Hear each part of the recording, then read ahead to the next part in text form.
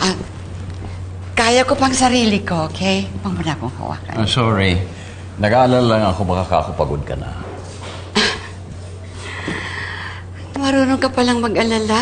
Nakakapanibago naman yung pagbabago mo. Talaga nagbago na ako. Hindi naman yun ang ibig mo sabihin. Sanay kasi ako sa'yo na wala kang pakialam sa mundo. Na madali para sa'yo na basta na lang mang-iwan. Yun ang ibig kong sabihin. Noon yun, Elizabeth. Kaya gusto kong balikan ang lahat na naiwan ko. Palabiro ka pa rin hanggang ngayon. Sandali. Ilan ba yung naiwan mo na dapat mong balikan? Ikaw lang yun. And I'm not joking. Seryoso ako. Naku, sinungaling ka pa hanggang ngayon. Mas mabuti pa, Eduardo, umuwi ka na. Pagkatapos maligo ka ng malamig na malamig. Nang sa ganun, matauhan ka, okay? Sige na, uwi na. Mami, tawag po kayo. Sino? Hello? Luz? Madam, ako po Try mo na, try. Hindi po natuloy yung kasal. Ano? Pakiulit mo? Bakit? Ano bang nangyari? Bakit hindi natuloy yung kasal? Kasi po si Bradley, sinugod po sa ospital.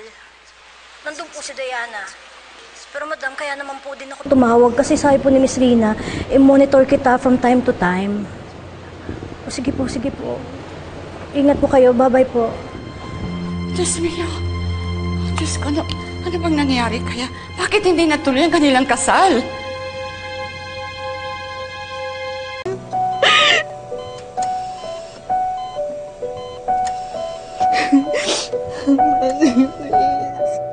Kawawa naman yung dalawang bata na yon. Yaya!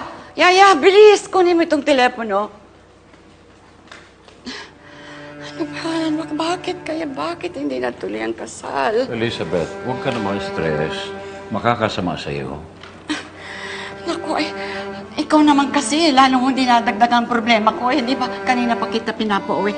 Pwede bawang mo na akong alalahanin. Sige na. Ngayon pa ba ako alis? Ngayon wala sila. Wala magbabantay sa'yo. Teka, nurse ka ba para alagaan mo ako? Sige na, umuwi ka na. Ikaw naman, Elizabeth. Si Bradley nga kahit may sakit, ginagawa niya lahat para magkatuluyan sila ni Diana. Isang bagay na hindi ko nagawa sa iyo.